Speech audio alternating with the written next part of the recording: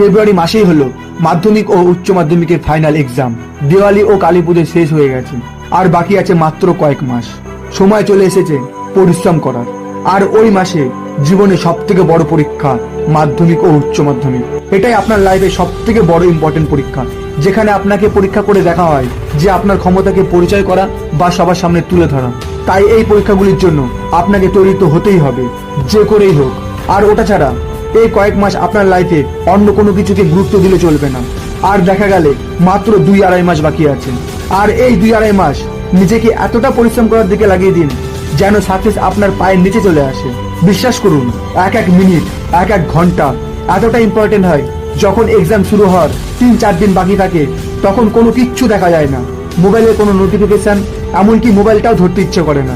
আর তখন একটা কথাই মাথায় ঘোরে যে আর কিছু দিন, কিছুটা সময় যদি পাওয়া যেত। তাই ওই রকম বোকামি না করে আজ থেকে এই মুহূর্তেই পড়তে বসে পড়ুন। আর এই 2 মাস কোনো দিকে না তাকিয়ে, কোনো কিছু না ভেবে এক মন দিয়ে পড়ে যান। আর এই 2 মাস কষ্ট করলে যদি ভবিষ্যৎকে ভালো করা যায়, তাহলে কেন কষ্ট করবেন না? দেখুন, মনের কি আসে যায়? মন তো চায় যেখানে আনন্দ সেখানেই মন লাগবে। মনকে যত আনন্দ দেবে, মন তত আনন্দ চাইবে। কিন্তু তাতে কি হবে?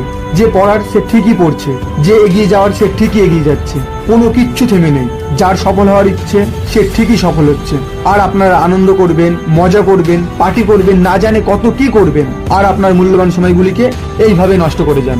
আর আপনাকে এই কথাটাও যদি মনে করাতে হয়, তাহলে এর থেকে লজ্জাজনক ব্যাপার আর কিচ্ছু হতে পারে না। এই জন্য এখনো সুযোগ আছে, নিজেকে শুধরে নিন। এখনো সময় আছে, নিজেকে পাল্টে নিন।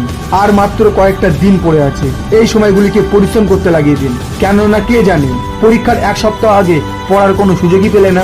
এই জন্য বুদ্ধিমান মানুষের একটা পরিচয় আছে, যে তারা যে কোনো কাজের প্রিপারেশন বা প্ল্যানিং সময়ের আগেই করে রাখে, যাতে তাদের কোনো পরে অসুবিধা না হয়। আর ওইসব মানুষই বোকা হয় যারা শেষ সময়ে গিয়ে প্রতিটি কাজকে বেস্ট করার জন্য চেষ্টা করে।